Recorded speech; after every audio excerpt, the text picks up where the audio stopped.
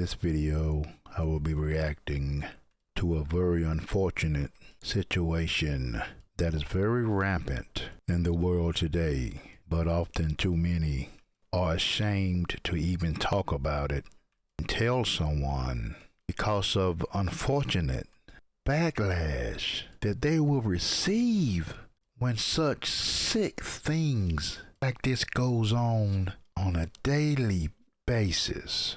Let's get started.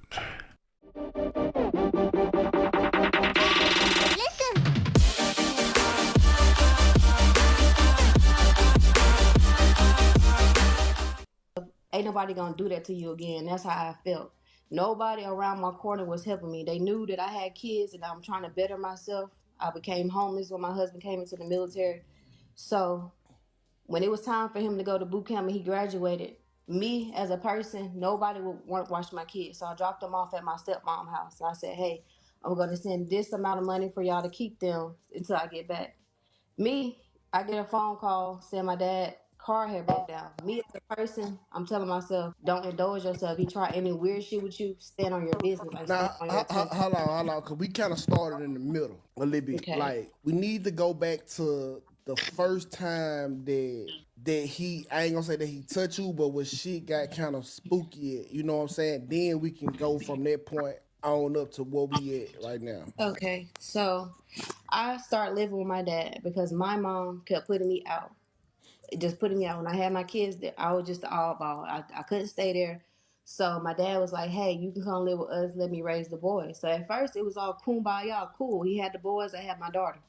So I would go places with my sister and them. I had a car at the time. We just hanging out. I'm at my dad's house. So one day I'm just laying down in the room. My dad comes in there. I'm thinking he just finna see what's going on, but it wasn't that type of scenario. So I'm laying down in the bed. My dad came and sit by me. I'm thinking we just finna have a conversation. Excuse me, because my heart just pounding. It's cool. Take your time. Like I said, y'all, my dad was not in my life. So I'm thinking he's trying to be a father. He's seeing my having kids. I'm like, okay, it's cool. And how So old he were came you? in my room. How old were you when you moved in with your dad for the first time? I was 20, You was 20. so you was 20, and before that, had you had like a good relationship with your dad before that, or was he on in and out your life? Like, how was the Um, relationship before? Basically, our father was never there. And me as a person, I growing up, I wanted his love so bad because like it was my father, you know what I'm saying? I was his daughter. So I always wanted his love, just wanted to be around him. But he never was there for my mom. He just wasn't there. And as I got older, that's when he started coming in my life. So me as a child, when you a girl at this, you're gonna want your father in your life, no matter if he has Right. not been there at the beginning because you're a girl. You want that guidance for him. And I've been seeing it. I've been taking stuff the wrong way because I've been having kids. So I'm thinking like, okay, I got that peace now. I can be around my dad. He can teach me how to be a woman and how to stand on 10 toes when it comes to men because my mama can't teach me that because she hasn't had the guidance herself. Right. So I So let him in my life thinking he. So basically, avoided mother in the life based on what we've heard so far, and a very disturbed father. He's going to protect me, be the father that he's supposed to be to me because he has not been there. My birthday is the day before my dad, so that's what I'm telling you. We like I am his twin, bro. So I'm like praying, like I'm just praying to God, like just please let me have a relationship with my dad. Like just let my dad come in my life. And sometimes me as a mom, you gotta understand, if a father's not there, I'm telling you, don't let that. Just don't worry about that because I regret praying and asking God, hey, can you just put my dad in my life? So when he came, I'm just full ball, y'all. I'm blinded. I'm like, hey, it's my dad. I'm turning up like I'm with my dad. But when he came in my room, it was like an awkward moment. You feel when the energy changes. I'm like, okay, this feel like a weird energy. So he came by me, he touched my leg. And I'm looking at him, I'm asking him, what you doing? And I'm telling him to move his leg because Okay, so you have her on the left of your screen, and her baby sister is on the right of the screen, who have not came in yet to talk. Unfortunately, he abused both. I felt uncomfortable. And how my dad tried to raise us, he holds game. And it was a lot of men around, even if I'm 18 or whatever the case may be. Me and my sister not allowed in there. Like, we're not allowed to be around other men. So I'm not thinking that he's gonna come touch my leg and be like that. So when I told him I felt uncomfortable, all I know is that I was just pinned down and my dad was on top of me, and I felt embarrassed.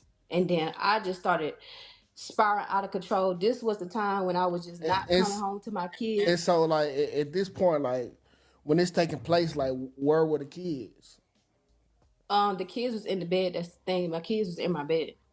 They were they My sleep? daughter was Yes, my daughter was a infant at the time. So I don't even know if my daughter was up when this happened. And that's why I told myself, like, I am broken as a person because, like, I feel like I don't have that courage. Like, I want to have that courage. Like, if my daughter come, I want to be able to stand on 10 toes for her because, and I told myself, in order for me to get like that, bruh, like I'm not coming on here for simply because I know people are going to say weird things, but for me, And see, that's what prohibits a lot of victims to come forward because of what she just said. People will think weird of her, but she's not in the wrong. She's not in the wrong. But you have so many in that situation that take it to their grave with them and never say nothing about it. And then you have many that go 10 years before they say something about it. Just because they feel like they are the reason why, they are the problem when they are not. This happened far too much. And I applaud this lady from even speaking on this. I have to stand on 10 toes because I have a daughter and I have two that I have to,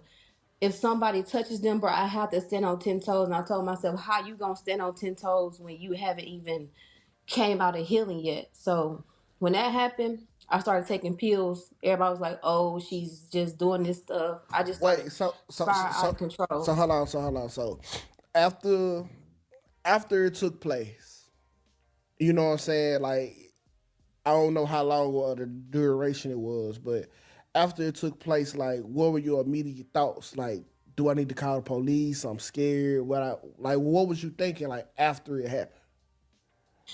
Honestly, I just broke down and I cried because I punished myself. That's why it's hard for me to get this shit out because I You see, punishing herself for something that is no fault of her own because of backlash that so many get for speaking out.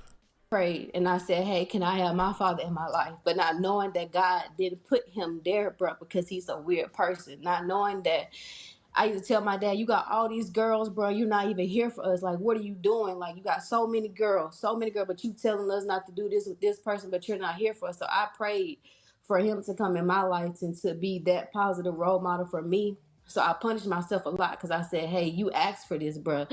But me being the person that I am, I was like, it's still not cool. Even though I prayed, but it's still not cool So for did you you to just did he show any remorse after it happened, or like did he try to console you, like okay, listen, I fucked up, this ain't gonna happen no more, like no, it just every chance I got around him, Console?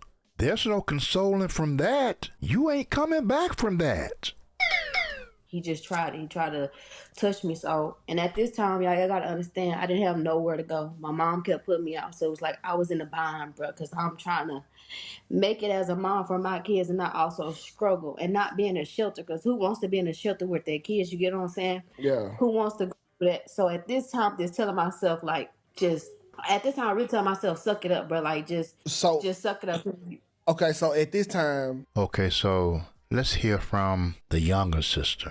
was he sleeping with the younger sister as well, or did you have to find about that later down the line? I had to find out that later down the line. And that's why I'm putting myself out there for the strength of my sister, because now my sister's in a place where she got to get herself going. And motherfuckers don't understand when you already got a dad that's weird. I have to be that big girl because I am the oldest out of everybody. My dad has 12 kids. I am the oldest girl. So it's like, pressure, you got to step in and take that weight.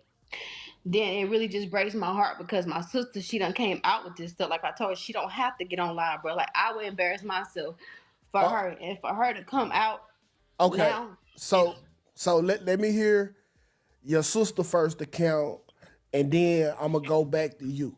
and then we gonna try to bridge it up. So Delilah, are you there? Yeah, I'm here. Okay, so hey, how you doing? First of all, I'm good. How about you? okay, do you remember your first encounter with your dad, and like probably what year it took place and how old you was? Well, I could say because I my dad wasn't really in my life like talking about. So when I first started coming around him, I was like 17 going on 18 at the time or whatever, and at the time or whatever I was staying with my mom until I got kicked out with her when we had our little argument or whatever, so I just went to my dad's house. But when I first started staying there, he didn't give me no sign of like he was a bad guy or anything, or like that he like I didn't picture in my mind to think like that of him anyways. But like I said, as in but I remember at times when he first started to try it, he just tried to get closer to me, like get close to me and like know about me, like be around me and just keep checking on me type stuff. But I didn't think nothing of it because, like I said, I never had my dad in my life, so I'm just thinking as in, oh, he really do care about me, or he ain't the type of guy that I said he was, or whatever. But I could say it started as when I was about to get ready and turn like 18 at the time. I know it was like a month before my birthday or whatever like that, and I came and stayed with him. That's when I came and stayed with him because things weren't going right with my mom. So when I stayed with him, I remember one day he came to my room, but he would start to like play with me at times. Like he would just play with me and just leave or whatever. But I remember he was starting to tickle me and stuff like that. But I remember when he tickled me one time, he got too close, and I just moved or whatever and thought that it was like an accident or he didn't really try to do that because I'm trying to not think like that of him. So when after he got through with that, or when we got through playing or whatever, he left or whatever, and just left me alone for a while. And I say, that night he came back up in there, and I was asleep though. I was knocked out or whatever. And for some reason, I felt like a heavy body on top of me, like just on top of me, like laid out on top of me, and I couldn't get up. So when I'm trying to get up, that's when I guess he got a little scared or whatever, and he ended up getting up and he ended up leaving the room. So he left the room or whatever, and I'm up a little bit, and he came back, and he waited a little minute, and he came back or whatever. He waited about like 5 minutes. I guess he trying to see if I was asleep or whatever, and he came back or whatever, and that's when he sat on like on the edge of the bed, and he just started I felt his hand or whatever started to touch me, and that was my first time ever telling him no, I don't. All right, that's enough of this. I can't. No, that's just enough of this.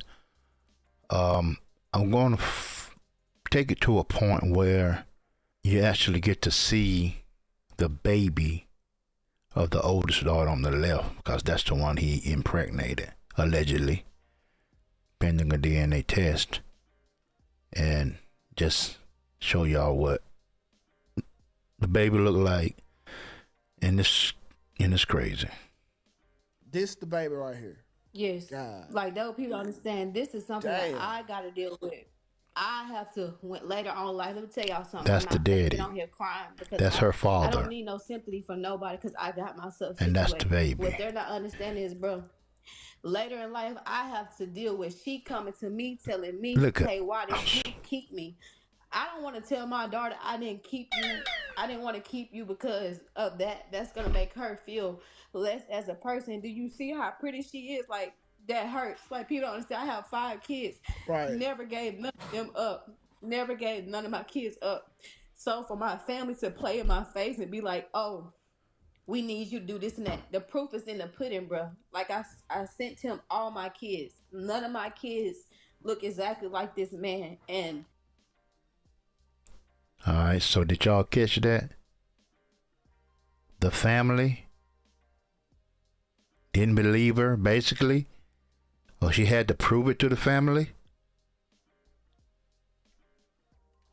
it's disgusting in my soul. And I told myself, I feel bad because I can't take care of her, bro. If I look at her, I'm gonna feel disgusting and I'm gonna get back depressed, and I can't do that for her. So it's hurting me to even come out like this, and then it's hurting me more that my sister came out and nobody is taking this serious because at the end of the day, I got to answer to this child. I got to. All right, so I will put a link in the entire video. Credit Talk with 2K for this. Y'all can go to his channel if you want to watch the entire thing. I can't take going through all this, but I just think it need to be awareness spread about this. So that's why I felt it was my duty as well as others. When you hear something like this, spread awareness about it. So I said, you know what? I'm going to react to this. And I hope whoever is watching this, spread awareness. Share this video. Go on his page. He done the podcast. Share that video. Get the word out. This happened far too much. And women and young girls suffer in silence. And it shouldn't have to be that way. But that's going to be it for this one. Make sure y'all share this video. Put this video out. Spread awareness for this kind of injustice that happens far too much. And I'll see y'all on the next one.